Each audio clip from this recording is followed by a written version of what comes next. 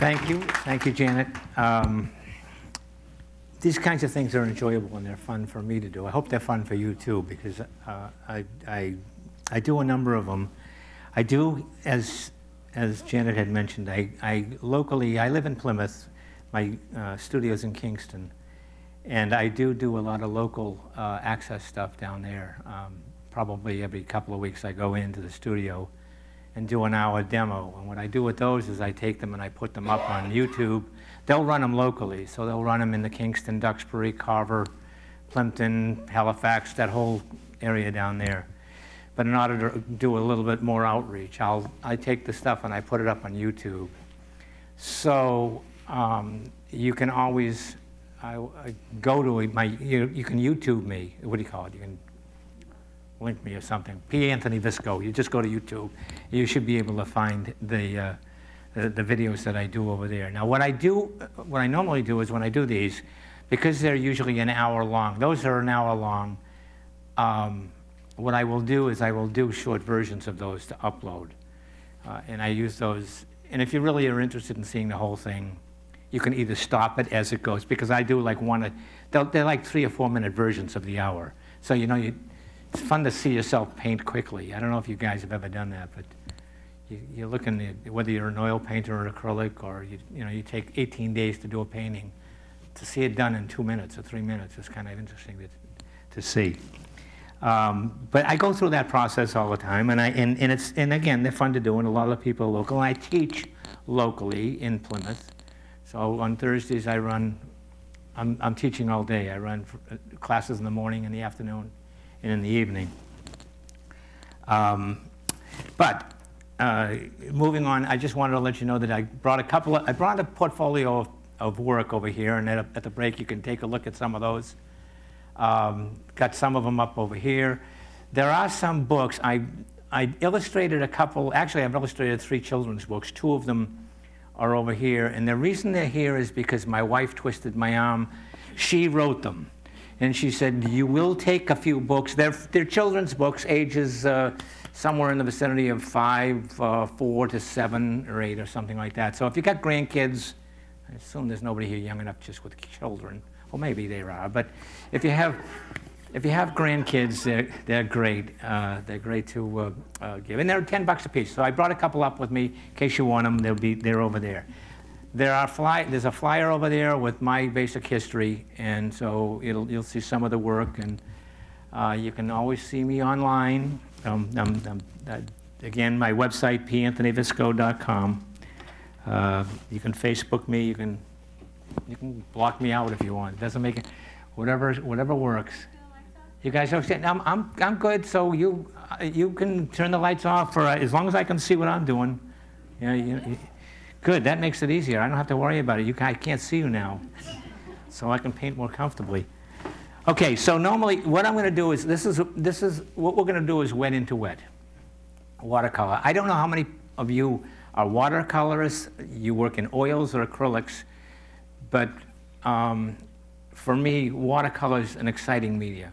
For me, it's the most challenging of all medias. I think that if you can master wet into wet watercolor, at least if you can get used to doing this stuff, you can get the basics down real quick and then go back and tighten up. And so if you're really doing a lot of watercolor work where you're doing layers, sometimes this is good because you can get the stuff down, you run the paintings down real quick. But again, it just depends on how we want to use it and where you want to go with this. Normally, and I'm going to do this right now. I'm going to wet the entire paper. I'm going to saturate the paper, back and front. It's going to be a test tonight. We're going to see what's going to happen. Nothing ventured. Okay, so the reason I do this is because I want the fibers of the paper wet. And I want them as saturated as possible. They'll take the paint a little bit more. Better for me. And then I'm going to go back in here and we're going to start to look at, I'm going to wet the area in the sky with clear water. And we'll do this like step by step, because what I'm going to do is we're going to go through the process of how I paint. Not so much doing a great painting, although we all expect that it's going to come out okay, hopefully it will. But the process is important from my perspective.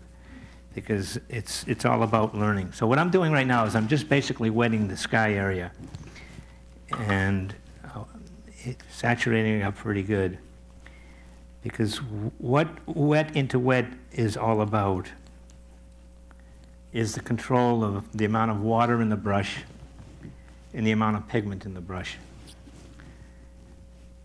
So I'm wetting it down to, see, I got to go step over here a little bit so I can see where I'm going, but I'm coming down to my land mass, somewhere where the waterfalls is in the rocks.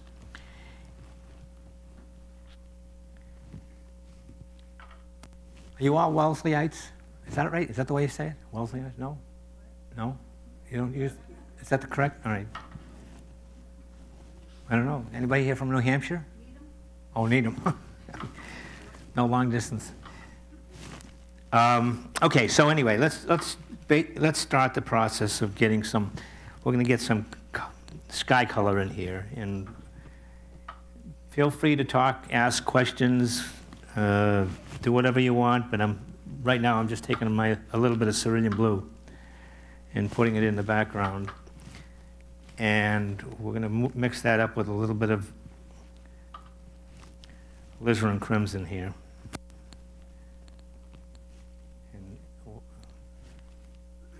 Because one of the things I really believe very strongly in is movement in both the temperature, color, value. So temperature is important, so I want to go from a cool to warm in terms of how I'm setting this up. So I'm going to come in here with, pick up a little bit of yellow ochre, a little bit of cat orange, and get this a little bit warmer. I know you usually don't do skies vertically, right, guys? I know it. Breaking all the rules.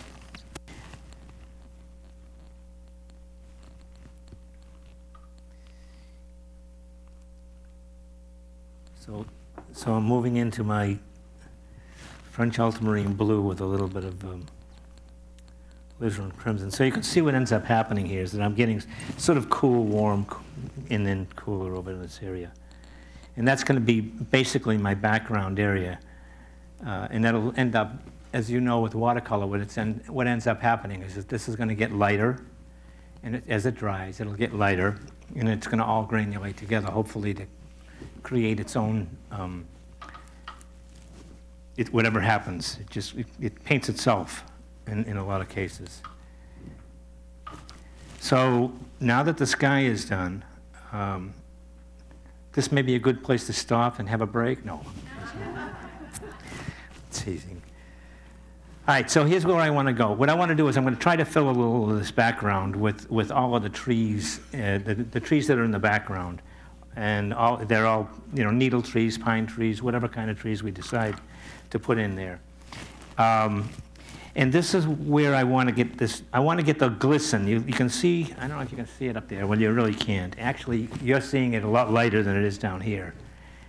But you want to get this thing wet enough so that it absorbs the pigment, but you want it also dry enough so that when I put my next layer of pigment in here, that I can control the flow of that pigment so it doesn't just go anywhere.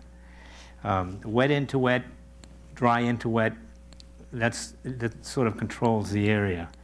The only thing I don't do is dry on dry with watercolor. Because I figure if you're going to do dry on dry, paint oils or acrylics, you don't need to do it in watercolor. Right, so you're going to dry paper, you can put wet into the dry, and that works too. Okay, so strong colors, strong pigment now, a little bit more strong pigment, less water. You need a little bit of water, but not, you don't want it too, you want it about here.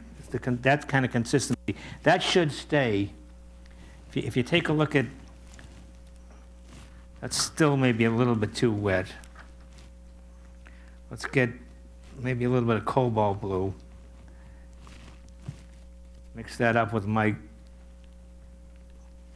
cadmium yellow, or whatever I'm using. Yeah, see, this is a little bit still too wet. That's better. See, this is good because this I can control.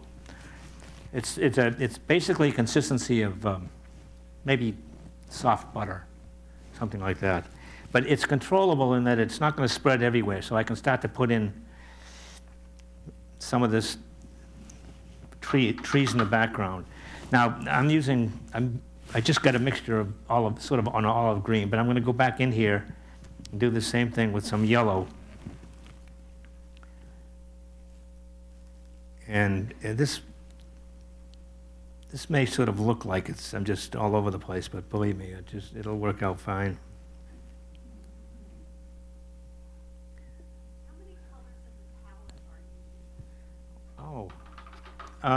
Maybe going to be 6 out of this whole thing. I tend to work, I don't carry a lot of colors with me, but I usually work with 2 blues, 2 reds, and 2 yellows, a warm and a cool of each, and then with some earth tones. So maybe there's a total of 6 bright colors and maybe 3 or so earth tone colors. I do love this. This is a burnt siennas, and great color for me because it has that red in it and it works out pretty good. So we can go back in here and we can build some darker areas in here as well. And and you can see what ends up happening because you can layer some of this stuff on top, and this is still all wet. Nice and saturated. So I'm working around this tree. And you know, of course, I left this dry when I did that, so hopefully no paint is going to get in that area. I'll do that later. But yeah, I tend to stay with try to stay with a minimum of colors. You know, if you really listen to the art supply companies, they'll have you buy 96 colors if they can do it. And it's just not, you don't need to do that. You can mix everything. And actually, if you mix everything using a minimum of color, you end up actually with a better palette, I think. Okay, so again, what I'm doing is you'll see me go work in cools and warms and so forth and so on.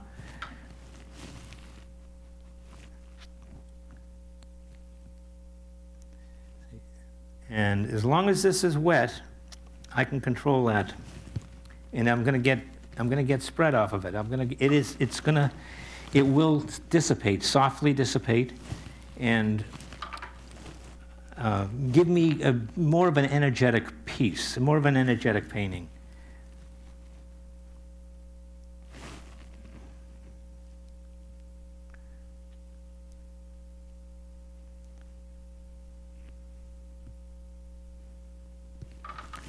Okay, so I've got my stand of trees that are in the background, and what I may want to do too is get into some of this stuff in the background that's sort of way in the background.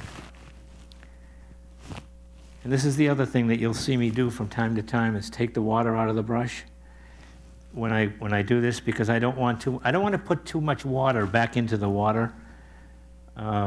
I don't want to put any, actually, but sometimes, you know, you do, unfortunately, because it's still a game of control. But so I want some of these trees in the background to have some distance.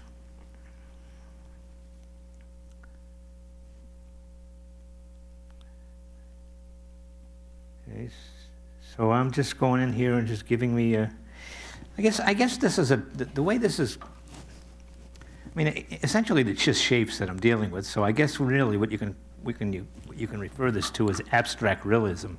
I mean, nothing on here really is definitive in terms of an actual detailed drawing of any of these trees that are over there.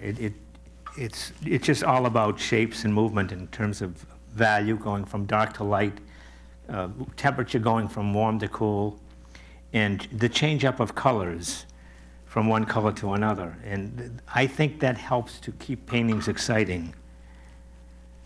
So, all right, so we got something going on back there, and I'm going to let this sort of softly dry a little bit, and then I'll go back and put a little bit richer, darker pigments in here.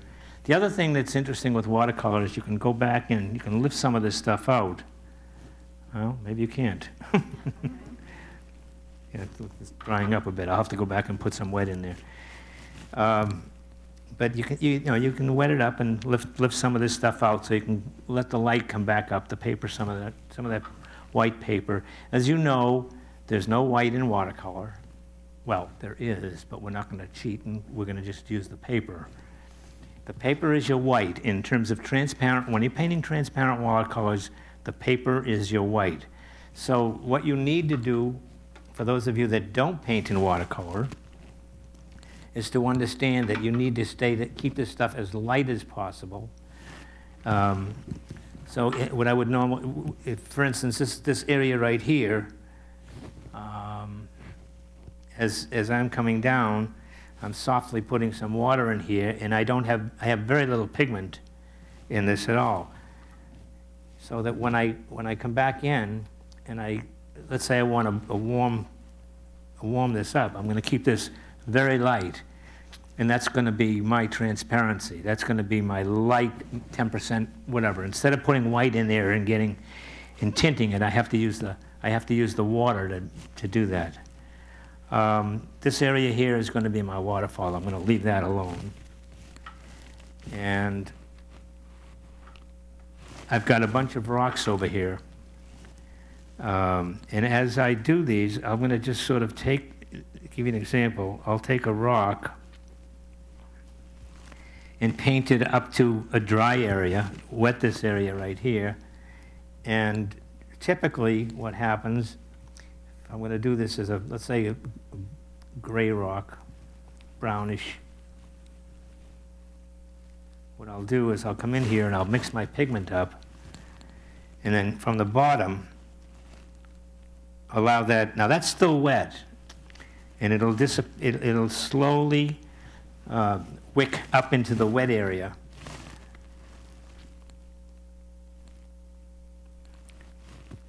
And I'll just leave it alone. And if I do a series of those correctly, if I do them correctly, what'll end up happening is that I'll have a nice series of rocks that are over here that'll actually look like rocks. As this dries out, I've got to keep going back in here now.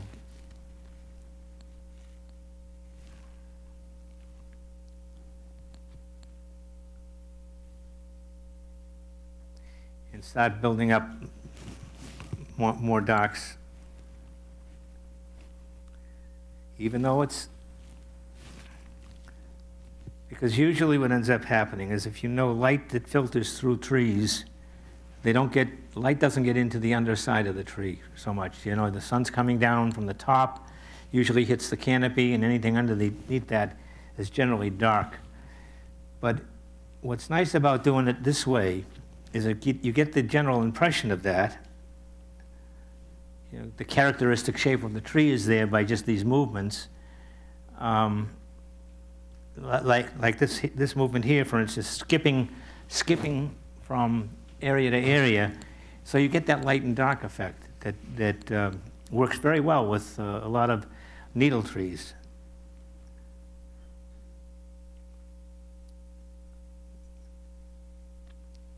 In this kind of painting, it's all about the understanding and learning about essentially the characteristic shape of the tree, I guess.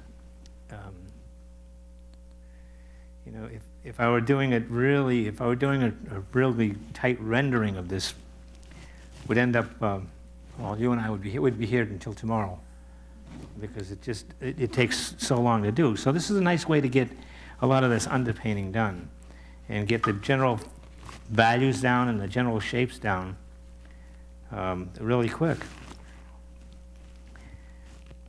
So if I want to have more dominant, a heavier tree over here. Wanted maybe greener.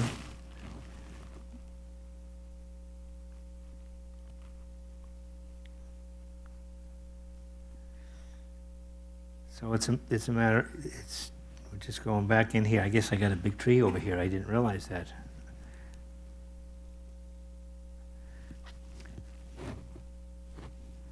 Okay, so that's essentially how I usually handle most of this stuff. What I'm going to do here is I'm going to come down a little bit off of this area, and I'm going to slowly start to build my land. And the land is shaped. It's going to come down into this area where there'll be all my water down in here, my waterfall over here. How many watercolors here? Wow, that's cool. Great. Do you paint wet? Do you paint tight? Wet? Good. Everybody else? Wet? Wet? Well, I mean, so you understand the process of pigment. I mean, the whole idea between this is the correct amount of pigment and the correct amount of water to be able to flow in here and allow it to do whatever it wants to do. And I can tell my students a lot of times, because we want to rush this and we want to go ahead and paint it. We want to paint it. And if you leave it alone, it'll paint itself. It's amazing. I mean, you know, the sky, if you can see what happens. It's softly granulating together. And I couldn't try to, I mean, if I try to paint that wet onto a dry paper and get that, I'm not going to get the same result at all. So this is why, you know, you sort of work with the flow of the piece. And some of this stuff I want to go back in, and I can, when you're painting wet, you can go back in and do this kind of stuff here, which basically scrapes out some of the lighter areas. You know, if I want to do the base of a trunk, I can do it something like that. I don't want to get too far askew here, but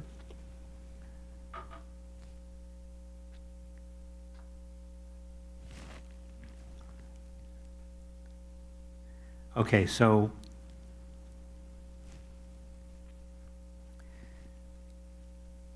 we want to change up a little bit.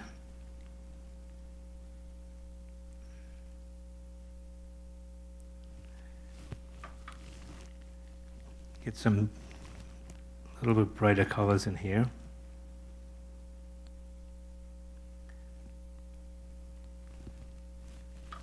And I'm going to take advantage of this softness over here. And let's assume the light is coming from this way. So I'll keep this light, and we'll put this all this area here is going to be done. We'll do that in sort of a shadowed sort of tone.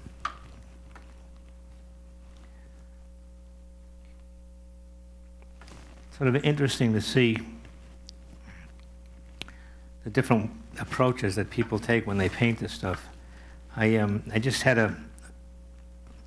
just came off a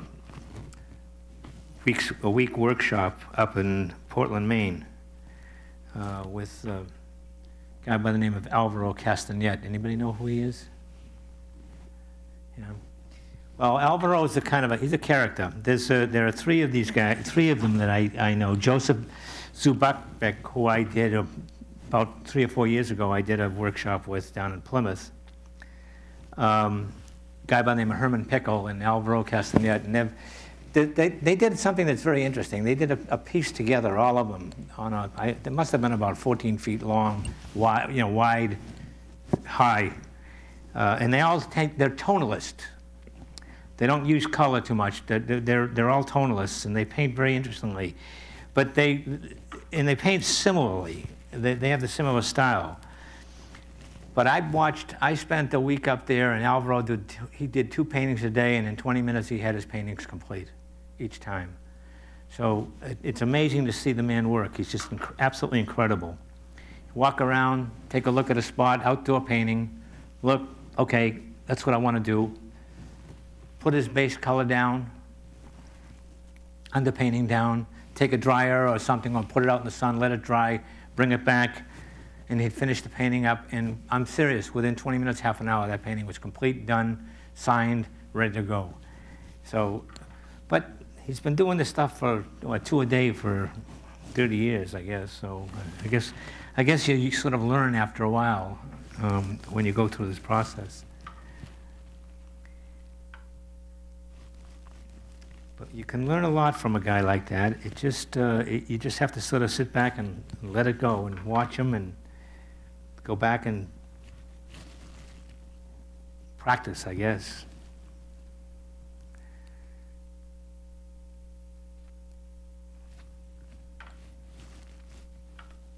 So usually, again, going through and doing my rocks, if I'm going to explain the process, I'm leaving a dry area up in the top. I'm painting basically around. I'm going to do them in multiple colors too, by the way. We'll come in here and do one this color. That's my bottom.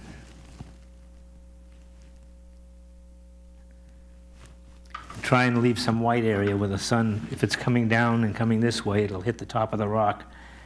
But see, just doing this alone, if you can, I don't know if you can see, but you can see what happens. This sort of forms its natural shape, and if you just allow it to paint itself and allow it to do whatever it wants to do, and don't push it, don't struggle, don't try to paint it. That's what I tell my students. Let it go. Allow it to paint itself.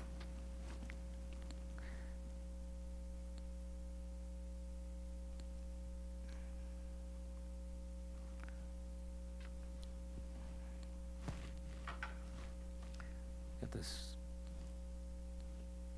big rock over here, either side of this tree.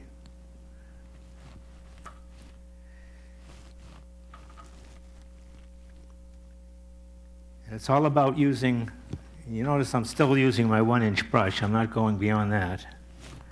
Don't want to get too detailed too soon. That's the reason for that is, actually, the bigger the brush you start with, the better. If I were working on a full sheet, if I were going to doing, like I did that piece, I was going to do that big piece that I have over there, and I did it yesterday, and it just took me too long, and I wouldn't have had it complete for this particular venue. So I decided to do something on a half sheet, see if I can get it complete. You know, guys give you guys breaks and allow you to have a cup of coffee or whatever.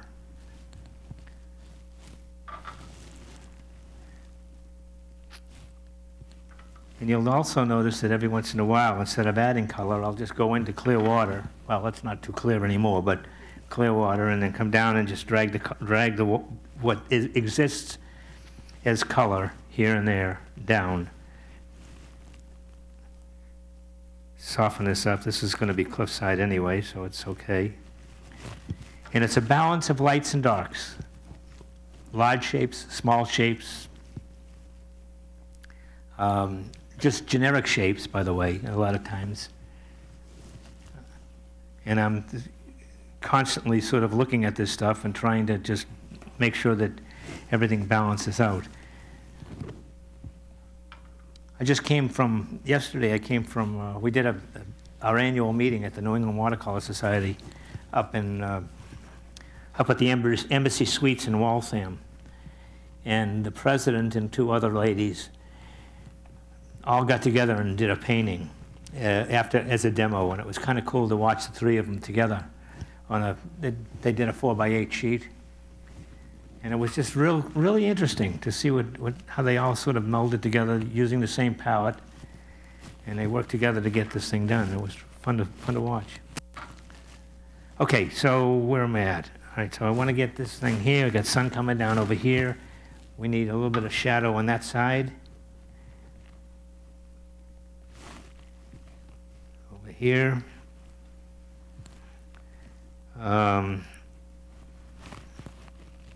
Keep this nice and light.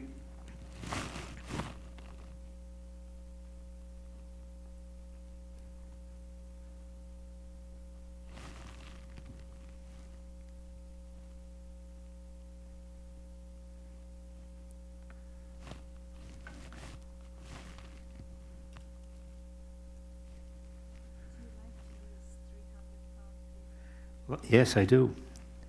I don't do it in demos, but I do paint in 300-pound paper a lot. I paint on anything.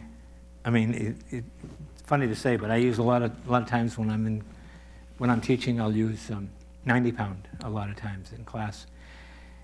Every paper, and I use a variety of papers too. Right now, this basically what I'm painting on here is BFK Reeves print paper. I like it because of the soft fiber of the paper. It gives it. I mean, Arshes, I guess, for most of you that paint watercolor, you're probably all working in Arshes. And Arshes is most forgiving. I mean, you can put tape on it and lift the tape. I can't tape this. If I peel this tape off, it's going to rip the fiber. So it's not a tape, or it's not a paper that I can successfully, let's say, mask. Some of you guys, I'm sure, use masking fluid to mask out the areas that you don't want, and you'll put everything in. I've got to paint around everything. I don't like to use masking fluid. Not that you shouldn't, it's just me personally, I don't like it. I figure for the amount of work that I put in to mask, I'll go back and use white opaque paint. I mean, you know, I'm not going to get into the argument of being a purist. When I first joined the New England Watercolor Society, when I first started looking at the New England Watercolor Society, I really believed that watercolor really meant transparent watercolor. You guys, and you know, if you're a signature member like I am, that you can use any opaque paints in watercolor and they will accept it, whether it's the American Watercolor Society, the National Watercolor Society. You can now use, and you can paint on Yapo, I don't know, that plastic paper, whatever. I don't use it. The only thing that you can't do with the New England Watercolor Society, and a lot of them, is paint on canvas. But as long as it's on paper, you can use acrylic on paper. Acrylic, it's a polymer base. I don't understand why any watercolor society would take acrylic. It doesn't make sense to me. It doesn't work in here. But they do. So if you guys that are acrylic painters, hey, spend 20 bucks, join the New England Watercolor Society, enter the shows. I'm telling you, you need to do it, because you don't need to be a transparent watercolorist anymore in this industry. Well, the Transparent Watercolor Society still is very, they're purists, and you can't use any opaque at all. But other than that, every one of the organizations will accept anything, egg tempera, anything, as long as it's water-based, they'll accept it. So there you go. See, so you don't have to learn to do this stuff anymore. You just,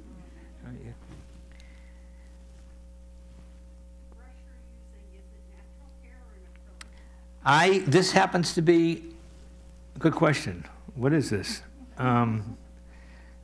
This is a natural hair brush, but I found that flat brushes, this is a flat brush that's a synthetic. The only thing that I will use, my flat brushes I will use is synthetic brushes. That doesn't make any difference to me. My round brushes, and I probably should explain them, and you know, if I were really a good presenter, my round brushes are all natural hair Klonsky.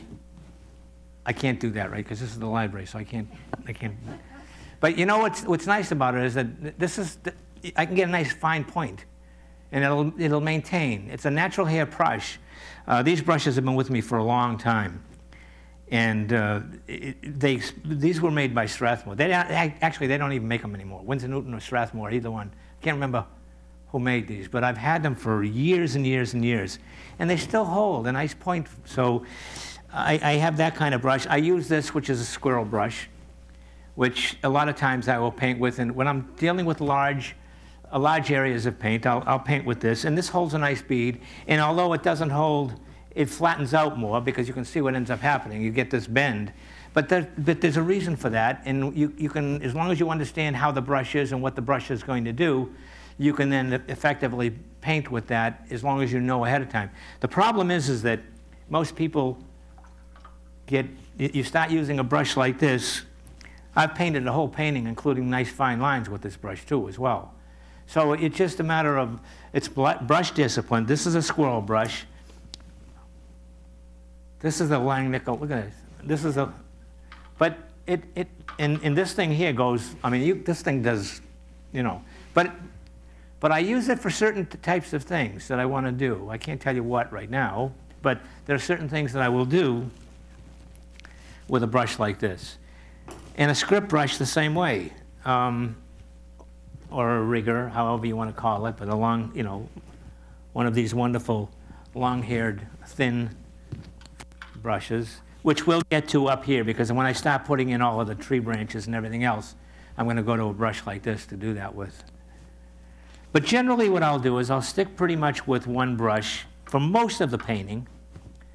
And when I went to school and learned how to, I didn't learn how to paint. I went to I took, like Janet was telling you, I graduated out of the New England School of Art and Design and the school, and what is the other school down in New York? Visual Arts, School of Visual Arts in New York. That's the brush. I had a natural Klonsky Sable 1-inch brush, the only brush that I was allowed to use for 3 years. I couldn't use any other brushes, so I had to learn how to paint everything, thin lines, thick lines, thin to thick lines, everything with this flat brush. And I did.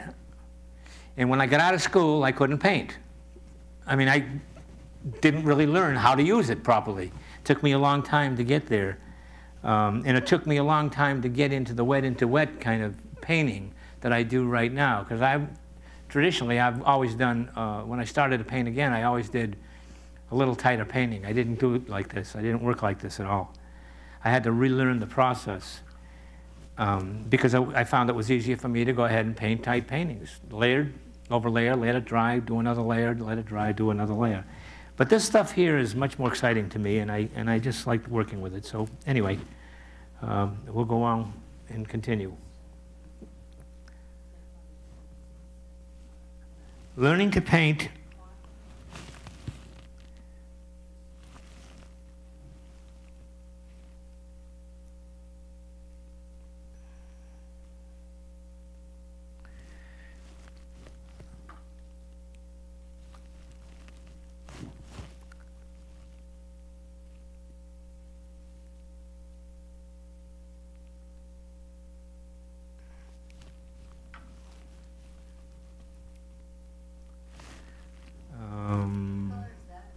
I don't know. It's something red, cadmium red. I don't know what it is. But what I'm trying to do is to get a strong. I'll go back and put some. I'll get some more neutrals in there and make it a little purplish, shadowish.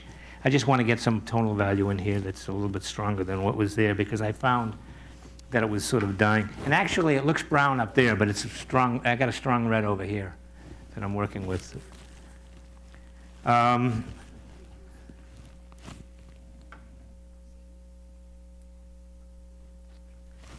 So I've got this stuff that's happening over here. I'm going to end up, we have a shore. We'll make this sandy. I'm going to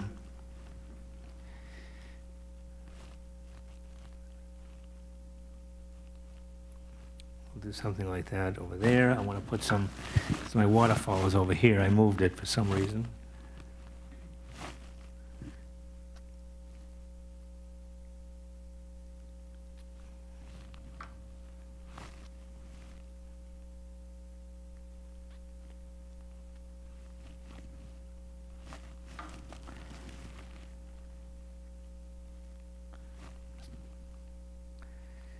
And I'm going to get to this point where we're just going to let everything set for a bit. We'll take a break, and I can come back and I can sort of take a fresh look at it.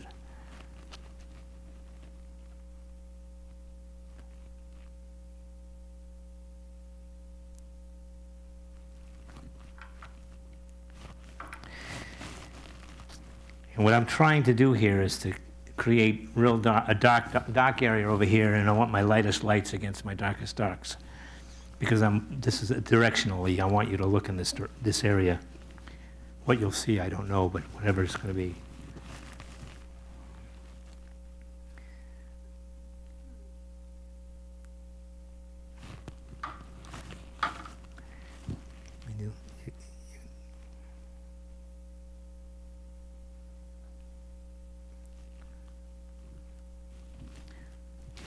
So we got that coming down here. We got some sort of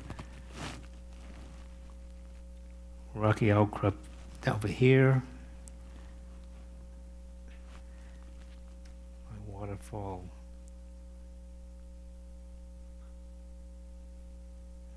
Over here. Some rocks and some water that's going to come down this way.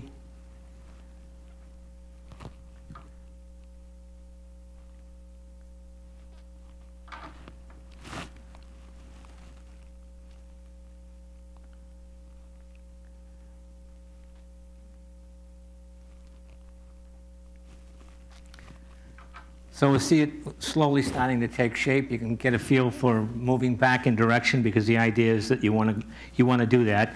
I'll do all this foreground stuff at the end, this big tree at the end. A couple of these trees over here will sort of do them, but I'm just trying to get all of this stuff where I want it to be, so that I can give you a feeling of movement into the piece where the water's coming down, and all of the stuff that's going to happen over in the background. Actually, what I think I'll do, let me just do something here.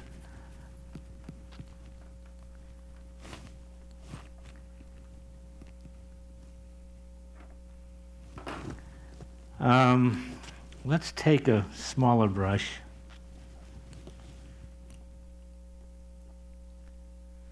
Let's see, let's use this one here. What I'm going to, we need sort of a focal point back here a little bit, I think.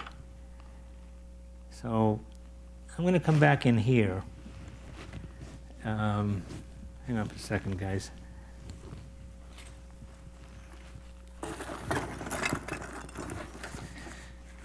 Well, I guess I didn't take it with me.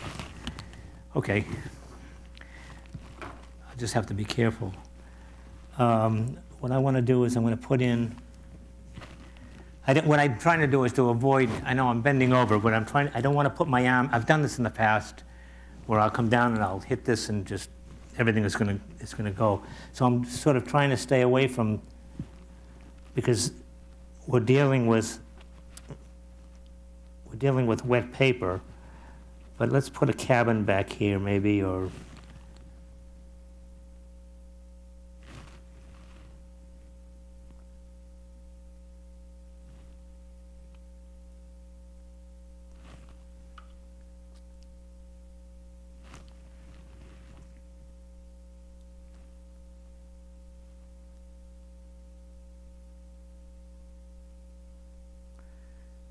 just trying to get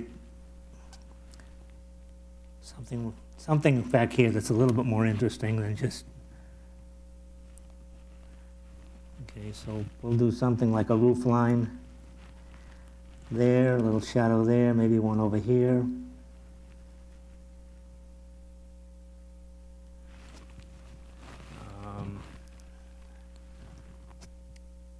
And these are just little shapes.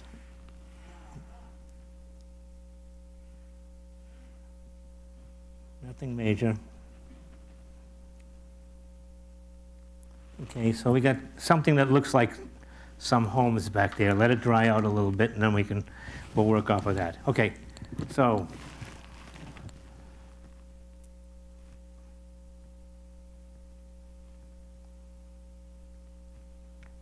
these are trees, so they have to have something going on here, right? So what we need is some structure.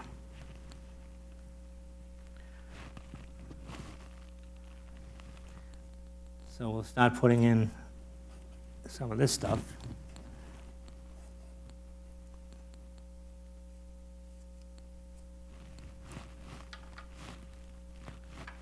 Which will give me the impression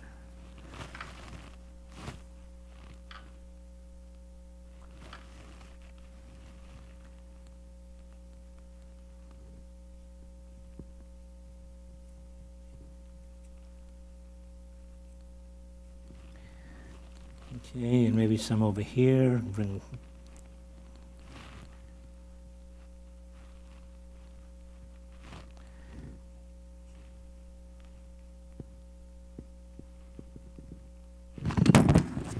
sorry about that.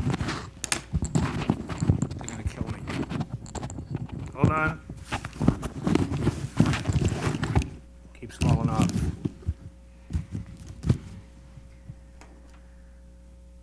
Paul, I'm sorry if you're there.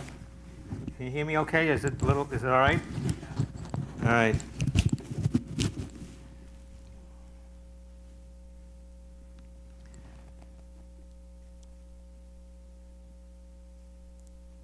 All right, so what I'm doing is I'm just putting in some of the tree work, some of the branch work to help this along. Normally I'd do this at the end. What time? What is it? What is it, about quarter of 8? Okay, we're gonna break in about a minute and a half of here, so you guys can have some coffee and do whatever, and then we'll continue this. But what I'm basically doing, part of the process of making this look realistic is obviously getting some branches that are in here. I mean, they're pine trees, but you don't want just those shapes alone. So you want to be able to come up here, and the idea behind this is not to go into the dark areas necessarily, but into the light areas where you'd see some of these.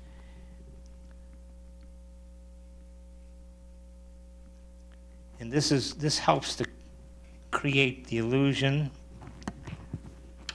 of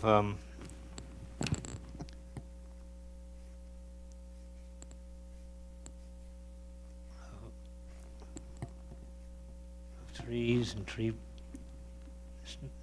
Okay, so helps to create that background scene that we want. And what I also want to do is come in here, do this now, and I have a big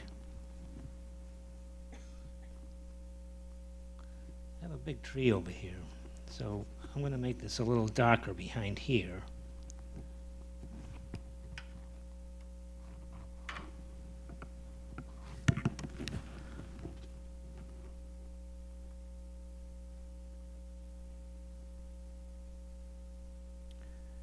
On this side as well. And we'll make this a white.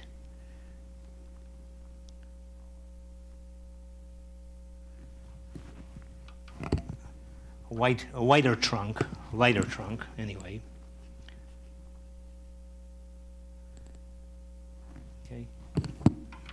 Okay, so why don't we take a break, put the lights on a little bit, relax a bit, and have a cup of coffee, and we can go from there.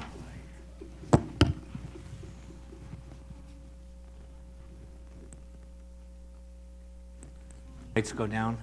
Everybody get back to their seats. All right, so we're going to continue with this. I want to just get going.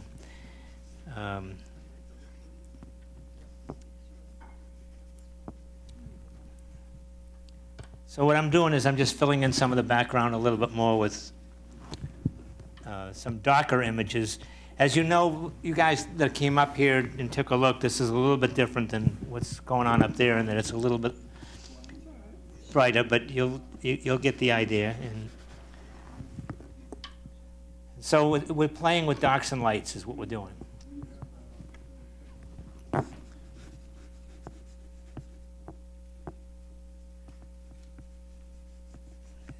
And considering we're using needle trees, I want to get these, just the general shape of this stuff.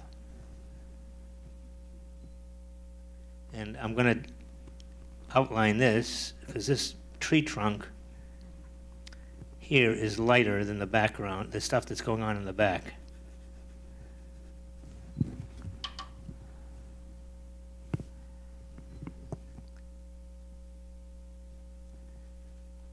And we're just changing up the tone a little bit. Okay, so we'll pop that out a little bit more. Okay, so moving on, we'll go get into these rocks a little bit more. So what I'm going to do is I'm going to take and mix up a little bit of blue and a little bit of, I got this rose color, it's called Opera. It's really nice. It gives you a nice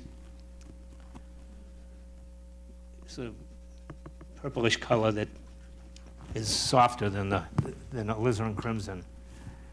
But somebody asked me, yes, I mix all my colors. I don't use anything out of a tube directly, unless the only thing you'll see me do at the end, I may throw a couple of figures in here, and I will use straight color out of the tube to do that with, to do the shirts or the pants or something like that, if I decide that it's needed. This is getting a little bit, guys, this is getting a little bit overworked over here. A little bit muddy. So you'll have to forgive me for that. But I want to get some of this stuff in here, a little bit more of these here, which helps to carry this. And you notice when the way I'm handling this is as I'm coming up, I'm moving in 30 and 60 degree. I'm coming off the branches. Even though branches in a tree will come off sometimes at right angles, it just doesn't look right when you're painting them. And the way I handle this, you'll see this tree, the tree trunk that I just did here, it's darker up at the top because we're going to assume that it's closer. I'm going to put a little bit more darker in there and make it a little darker. Wait a minute. Hang on for a second, because one is hitting the other, and I don't want Paul to get angry with me. So forgive me. Move this up here. Maybe a little higher. I don't know. God.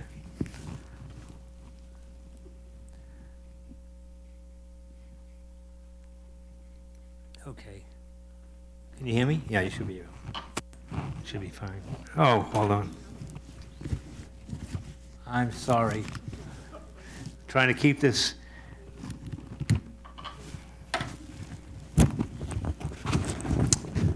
I've got two mics on.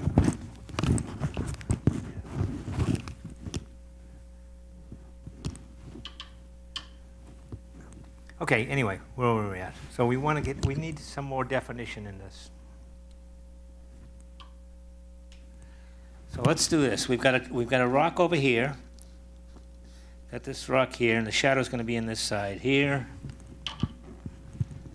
We'll start getting this darker over here and here. And I'm going to sort of move along a little bit more quickly.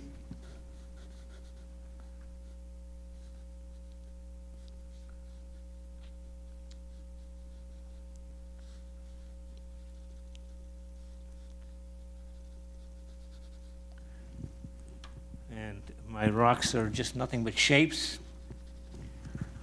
but I'm hoping that some of these darks against lights will work.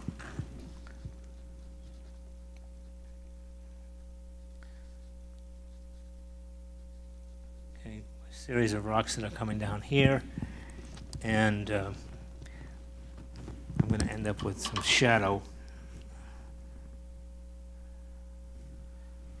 from this tree that's going to come down this way over here and across some of this into that area right there. We want to get some light area. There are three colors that I carry that are a little bit more opaque, I guess, if you want to call it that, and that is I carry a lavender, and I use it very sparingly, but I carry that. I carry Indian yellow, which has a lot more white in it. There's certain colors that have a lot more fill. Actually, cerulean blue has a lot more filler in it too, but in general, what ends up happening is that some of these colors tend to be more opaque in nature and white in nature, and the way they manufacture them. So most of the stuff here, all of the CADs, the reds, the staining colors and so forth, are much more transparent. Excuse me, I'm sorry. I find Indian yellow to be a nice color to work with. And I can go back in, which I'll show you what I mean. If I want to take and do something up here to bring some of this stuff back, I can throw some Indian yellow in here and get these little holes. Makes it more interesting, so you can bring some of the stuff back. And I can do that with the lavender too. Since this is a process piece. So you can go back in here, for instance, with the lavender and do the same thing by just dropping some of the stuff in here, and it can create, you can get some of that back without rubbing that out. I mean, I don't want to, I can start to go and also put water in there and lift it a little bit too, but it's a way to get around, because like I said, I don't mask, and this is a nice way to do it for me. So I've got all of this stuff going. I got a waterfall. Now, here's my water. This is where all this stuff here is going to be. What I will do is, because this is soft there, and it's going to be soft up here, this is the suds, or the you know, as the water comes down in the fall.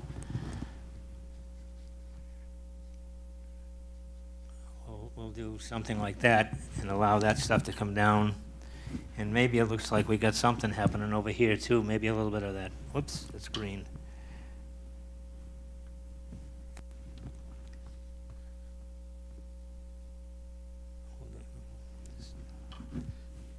Do something that's over there. And because the water's coming down, and this will all sort of bubble up. In this area right here, we're going to end up taking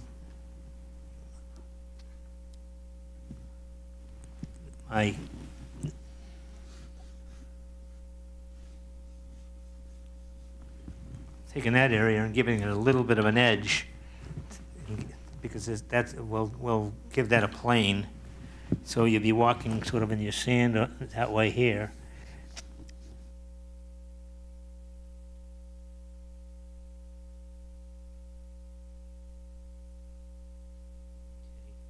So I've got something that you can stand on. And probably shouldn't be using this brush because it's really too small to do this with. Let's get a little bit of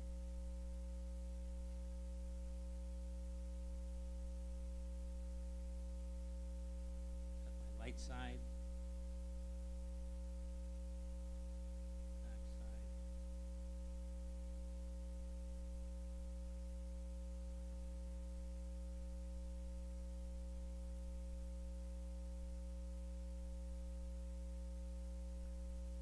So you got all of this sort of interesting movement. And again, we're dealing with basic shapes.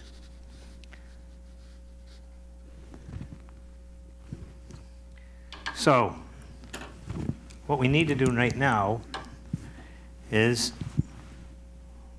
because the water's coming down this way, we got this stuff will all be end up being water.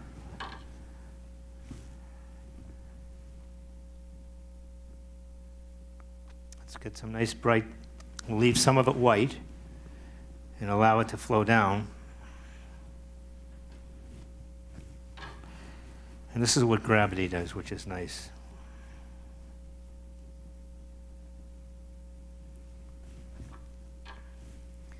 In the same way with all the stuff over here, let me come down this way too, and we'll use a little bit more of my cobalt, or cerulean, plus maybe a little bit of cobalt blue. Get into this area here.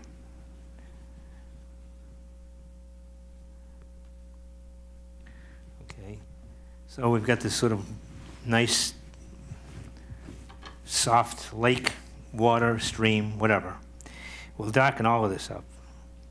All of this stuff here is going to be darkened up.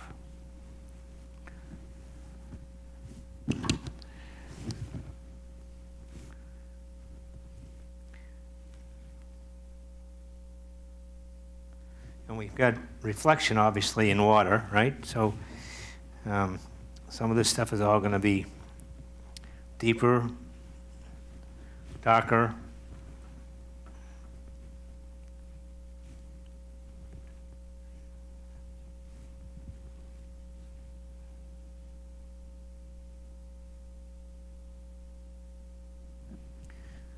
So, looks pretty good.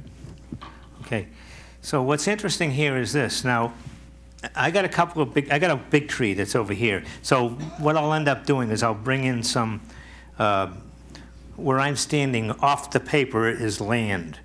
So this big tree is coming over here, and you've got all kinds of stuff that's going to happen here. So the way we want to handle that is I got to let this dry a bit. Actually, let me put this over here. I want to let that dry a bit. Let's take and do some shadow work. Now, if the light's coming this way, this should be, that's my aesthetic license, because the light's coming in this direction. So really, you wouldn't have a shadow this way, but we're going to do it anyway. Well, don't we as artists have the right to do whatever the heck we want? I mean, you know, come on. You know, we don't have to be true to nature. If you're true to nature, you know, there's such a thing as copying something. You can take a photograph and copy it exactly, or you can paint from in here. You can paint from the heart. But anyway, we're just going to play around with this. And let's assume there's a lot of stuff happening over there, and they're just casting. Hey, there's trees that are over here that are casting shadow. You know, you don't know, whatever.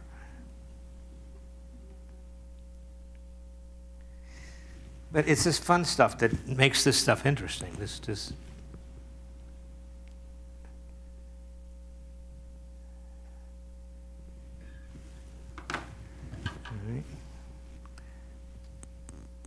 Now this we can be true to nature. There you go. Dump a shadow in there, and maybe drop some from the trees that are over here. So we've got this sort of busy kind of fun thing that's going on.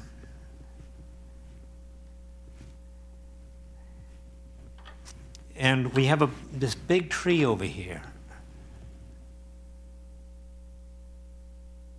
Right here. Look at this. We're just going to soak it up. We're going to see how this is what I like about this type of painting. So we use water. And we'll do two. What? Yeah, I use photographs, except that my photographs I use as reference. I don't necessarily copy a photograph. I'll take them and, I mean, I'll use the same photograph over and over and over, and I'll do a different painting from it. As long as I can see structure, I have to see what I'm doing. I can't paint, well, I suppose I'm painting this out of here, but I generally don't paint. I need to know where the light's coming from and where the values are in a painting and so forth. So I will take a painting, and you'll see me, I take a bunch of photographs. As a matter of fact, I've got a bunch of them here that I'm not even paying attention to. But I bring them because I want to throw some people in. I'll take reference over here from some people. If I want to use fine art, I mean, I want to do all of this detailed work, I'll use these as reference. You know, I want something that's really dark, a dark background in the front, I mean, a dark foreground. I'll use these as reference. So I carry this stuff as reference, but I don't necessarily paint from them. I don't actually necessarily copy them. But this, if we handle this correctly, let's see if we do that. So this is wet, right? So let's come down here and let's do this from the top down. And let's do this from the bottom up.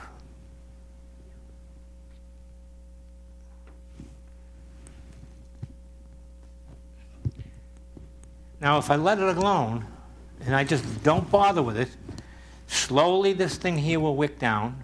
Slowly this will go up.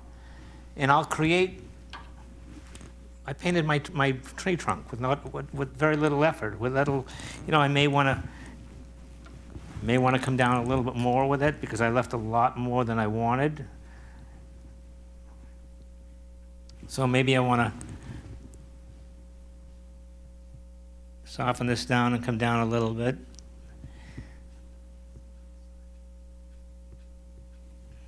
Okay, but that's in its simplicity. That's all you really need to deal with, right? And that's enough. I mean, even over there, even there, I have to do something around here. I'll do that later to cover that in, or I'll make that a little fatter tree. But leaving this alone, don't touch it. Let it alone. The water will be the painter here. It's going to just automatically just do whatever it wants to do. And you can create without really a lot of effort Now that I said that, I'm going to go back in there and just screw it up, right? But my point is, you can, without, I want this dark up here. And the reason for why I want it dark under here is because I've got up here, off the page somewhere, is all of the branches that are coming off the trees and all the needles on the tree, and it's going to create what? Shadow underneath. So if I do this like this and I darken this up, you can see basically what ends up happening. And if I do that and I just hit the dry area a little bit, you create skips coming down that help the characteristic of a bark on a tree. So, and then you can, maybe I want it a little bit redder, I don't know. We'll just see. So make this a little brighter down here. It's all right to do that too, all right? But just basically, if I leave it alone, it just becomes its own entity. It works. And you don't really have to do anything to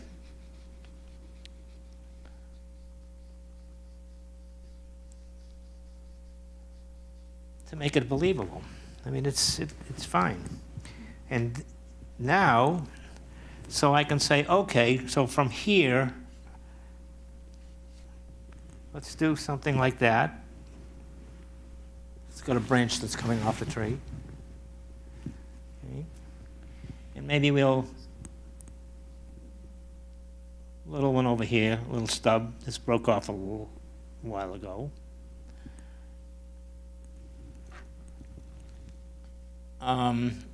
And I can come out with something like this and, all right.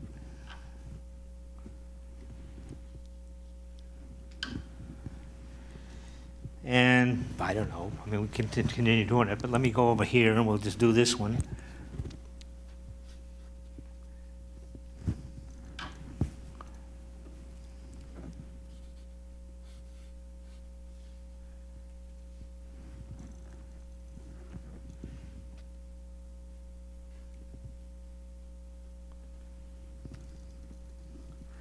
All right, now everything has to be anchored, including this guy. I mean, there's nothing worse than having something that's just floating around. You know, you've got this nice tree that comes down and it just doesn't go into the ground. It sort of just sits on the top of the ground and doesn't. It has to be anchored. So therefore, part of that anchoring process, even here, would be maybe some high grass that comes off the page to help carry that.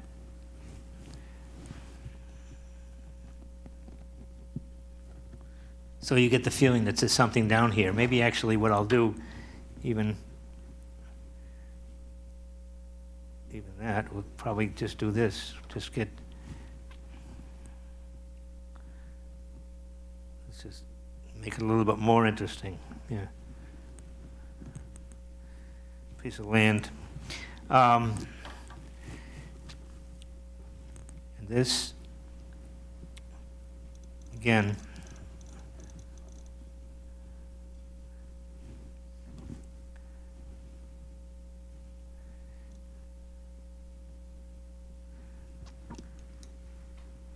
what I'm doing here is actually creating some lights against darks to give me, some generally you create some interest. You want always lights against darks and so forth. So that's what I'm basically trying to do here. And I want to go back here too, because I got this light. Let's see. Well, I suppose that's okay because that light works. Yeah, I'm going to leave that alone because that light works. That's fine. That actually looks like. Okay. I tell you that now, and then I'll go home and I'll finish it up a little differently.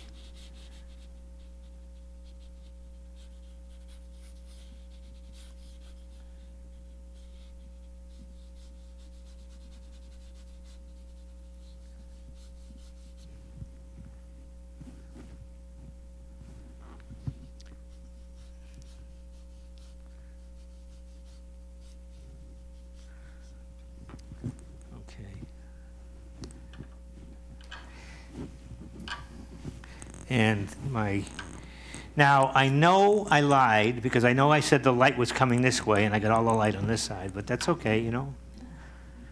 Hey, it's only a demo. Gotta give me some break, gotta give me a break here.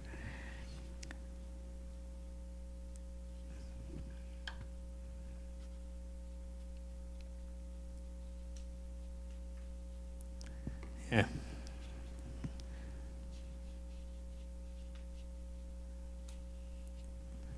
Okay. So my tree's got some very, varying degrees of color in it and value in it. But I get the feeling of something that's got some strength in it and the light's hitting over here. So we're at the point right now where I sit down and say, all right, what do I really want to do to finish this up? I lost my waterfall, obviously, because what did I do? I just went right over it, didn't I? Dummy. Let's see if I can get it back.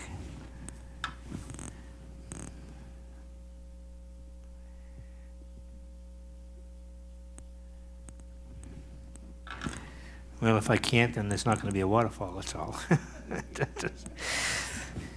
God, that aesthetic license goes a long way, doesn't it? Oh, good Lord. Well, we'll put it over here, maybe. I don't know. We'll see.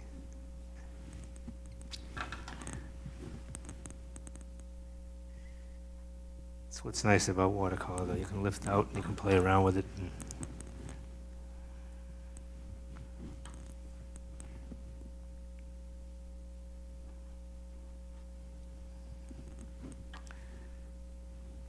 Yeah, we'll make another one over here. See if you can do that.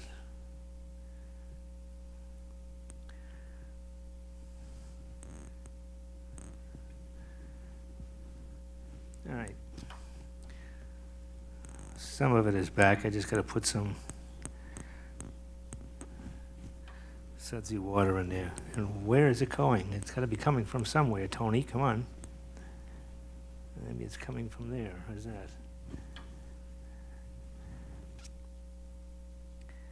Maybe it's coming from back there. Who knows?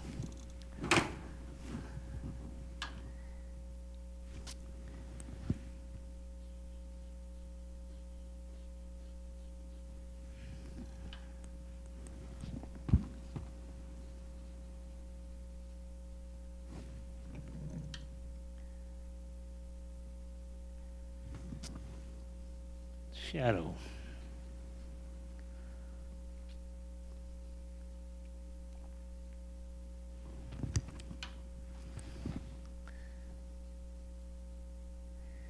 But this is this point where you start to really play with this stuff and bring it around, get all of the detail work in there.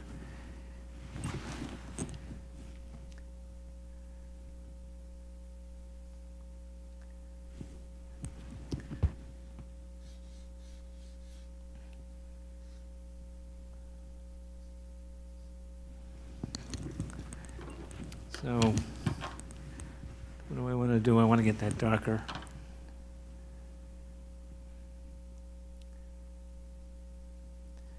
Let's see what I've been doing is I usually use a combination of alizarin crimson. Well, I mix it. I usually use my ultramarine blue with a variation of this red, or this red, depending on what I want to get, what I want to try to do here. And I want to sort of darken this up over here.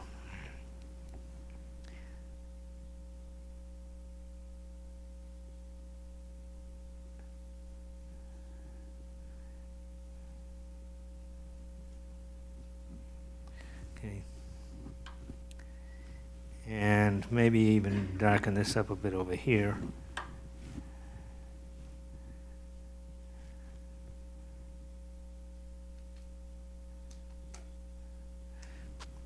Okay, so I got somewhat of a direction going on. Some lights and darks. And we'll leave that all white and we'll pretend that that's where it's coming from. That's all. And maybe I'll go back and come back in here where it's dry and put some windows in here, maybe do another Maybe another building.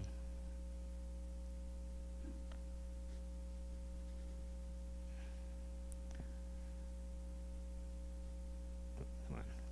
Chimney, come on, come on.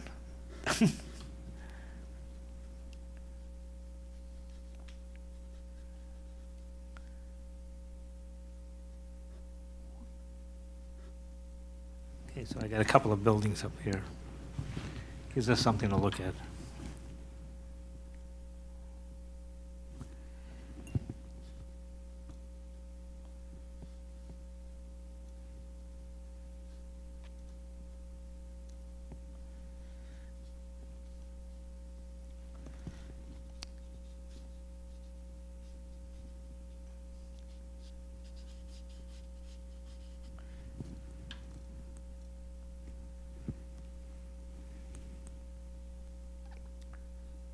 Does that work for you? Is that working out? I don't know. It's hard for me to see. That works, I think.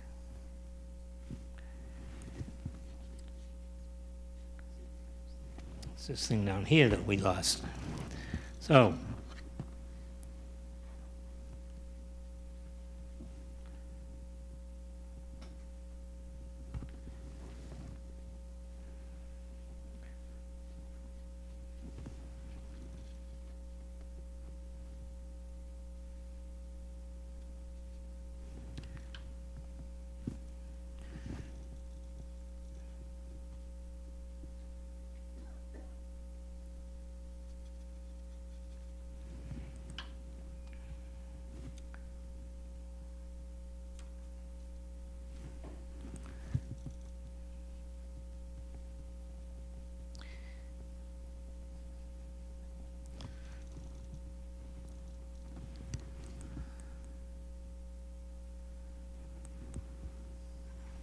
well, I mean, I guess we could play around with it a little bit more, but it's probably about where we want it to be.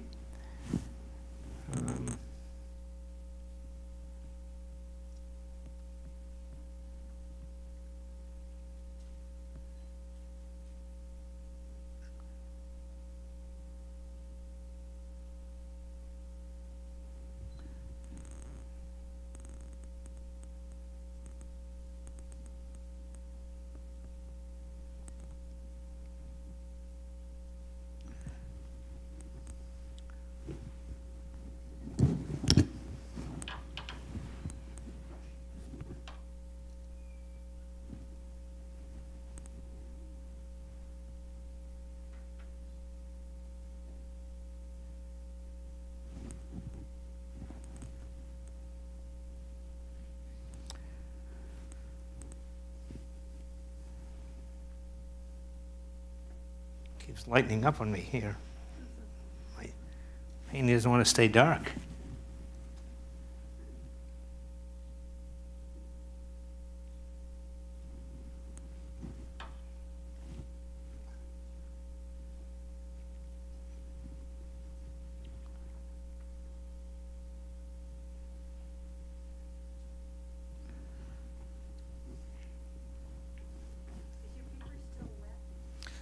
This is damp, not totally, it's not saturated anymore, no.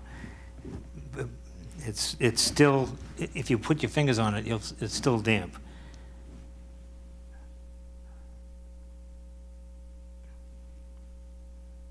you always paint slanted? Yeah, a lot of times what I'll do is I'll paint vertically, a lot of times. But yeah, for the most part, I need the benefit of gravity. When you're painting flat, you get, see when I put all of this stuff in over here, it sort of softly ran down. And that's kind of a nice thing to have happen, because when you're doing that, it works out pretty good. Because it creates something that I couldn't paint if I didn't have the water doing what it does. But that's about as close as I'm going to get right now, without getting into getting away from it and then putting in a little bit more detail. So I'll take this off without ripping it, or try to take this off without ripping it. And we'll sort of give you the general general feel of this here. Maybe put it over, will it fit over here? And I can at least, you can take a look at it from that point. That's it, it works out, it's fine. It works out pretty good. Except for the screen. I mean, I didn't expect that, but that's the sunlight, yeah. I got to tell you something. You guys that paint, oops, sorry, was I in your way? This reminds me of something. When you're painting cityscapes, and you're doing all the building, how many here are cityscape painters? Like all of those buildings, those wonderful buildings. Doing those, you can do there's a couple of ways of doing it. I think I have a piece in here where if I remember correctly, I might have brought, yeah, okay. Here's this particular piece here, for instance, I did up in Portland. Okay, and you can see the difference between how I handled basically all of these buildings was handled as one shape. That's all it is. It's just one shape. And then once it was dry, I just went over and did a little. I mean, you don't put in all the windows. You don't have to put in all of the nuances of the stuff. You get the general impression that it's a cityscape with one big massive shape. And this is what creates. All of this stuff here is what becomes interesting. All of the linear work, and you'll notice that everything down here. I'm sorry, once again, Paul. But you'll notice it's all dark down here against the lightest lights. And that's where you put in all the people and so forth. Well, that's one way of handling it. But another way of handling it is to go out and buy drywall tape. Nice drywall tape, got a lot of little holes in it, a little sticky in the back. You put it down, you paint over it, let it dry, pick it up, and you got 1,000 windows. You got I'm not kidding you. And I was telling my students this, You don't want to overuse it. That's the problem. You use it for 1 or 2 buildings in the background, and that works out. And she came back in with a painting, and she said, "What do you think?" And she had drywall tape, drywall tape, drywall tape, drywall tape, drywall tape. And it was just nothing but this massive drywall tape painting. And it was funny because I try to give people tools to use. Because I paint with my thumb. I paint with everything. I mean, my straight lines are usually, I do work with credit cards or something like that. And I'll run a lot of straight lines. Or I'll scrape the buildings in with credit cards. I mean, anything is a tool to use to get the result that you want. The problem that you want is that you don't want to overwork any one sort of tool. But it was hilarious to see her come in with just this beautiful sheet this size. And it was nothing but drywall tape, here, all these buildings, and it was kind of funny. So that's it. That's my demo for the night. Hopefully you actually got something out of it.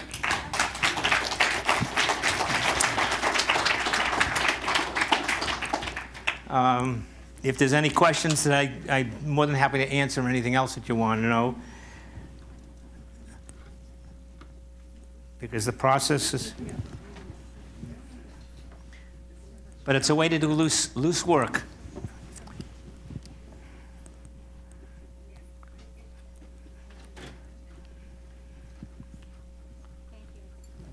Oh, my pleasure. I mean, hopefully I get, like I said, just if it was enjoyable and it works out, then that's more than, because...